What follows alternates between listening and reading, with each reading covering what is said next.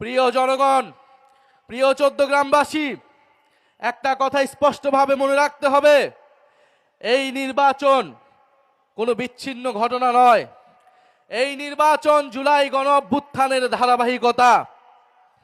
জুলাই গণঅভ্যুত্থানের মধ্য দিয়েই, হাজারো শহীদের রক্তের মধ্য দিয়েই আমরা আজকে নির্বাচন করে গণতন্ত্রের দিকে যাওয়ার আকাঙ্ক্ষা করতে পারছি। অনেকে মনে করছে এটা একটা বিচ্ছিন্ন ঘটনা, এটা একটা সাধারণ নির্বাচন, এটা গত 16 বছর তাদের লড়াইয়ের ফসল। যারা এটা মনে করছে তারা ভুল ভাবছে, তারা গণঅভ্যুত্থানকে অস্বীকার করার চেষ্টা করছে। জুলাই গণঅভ্যুত্থান হয়েছিল ফ্যাসিবাদ এবং আধিপত্যবাদকে মোকাবেলা করে এক নতুন ইনসাফ ভিত্তিক বাংলাদেশ প্রতিষ্ঠার লক্ষ্যে।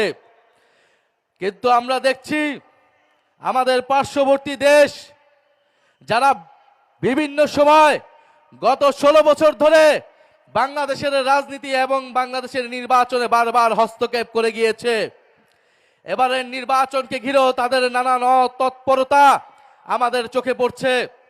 তাদের একজন কূটনৈতিক বলেছেন যে 11 দলীয় জোট ক্ষমতায় ভোট চুরি ছাড়া যেতে পারবে না। অর্থাৎ তারা স্পষ্টভাবে একটি দলের পক্ষে অবস্থান নিয়েছেন। গত 16 বছর ধরে তারা ফ্যাসিবাদের পক্ষে অবস্থান নিয়েছেন।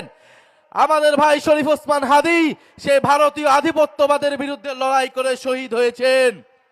আমরা স্পষ্টভাবে বলে দিতে চাই, বাংলাদেশে সরকারকে ক্ষমতায় আসবে, সরকারকে গঠন করবে, তা নির্ধারণ করবে একমাত্র বাংলাদেশের জনগণ। যদি কোনো আধিপত্যবাদী শক্তি চেষ্টা করে এই সরকার, এই নির্বাচনকে তারা হস্তক্ষেপ করার চেষ্টা করে, তাদের বিরুদ্ধেও বাংলাদেশের জনগণ দাঁড়াবে।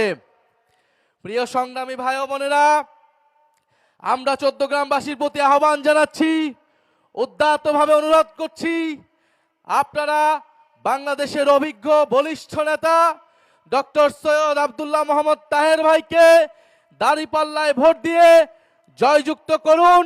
এবং শুধু এই চৌদ্দগ্রামের আসন নয়, সারা বাংলাদেশের প্রতিটি আসনে 11 দলীয় জোটের যারা প্রার্থী রয়েছেন, মার্কা রয়েছেন, তাদেরকে আপনারা জয়যুক্ত করুন।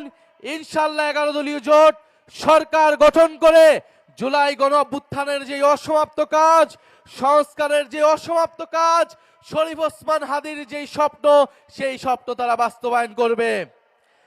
আমরা সরকার গঠন করলে সবচেয়ে বেশি প্রায়োরিটি পাবে জুলাই গণঅভ্যুত্থানের জুলাই খুনিদের বিচার, শরীফ ওসমান হাদির হত্যার বিচার। সেই বিচার আমরা এই বাংলার মাটিতে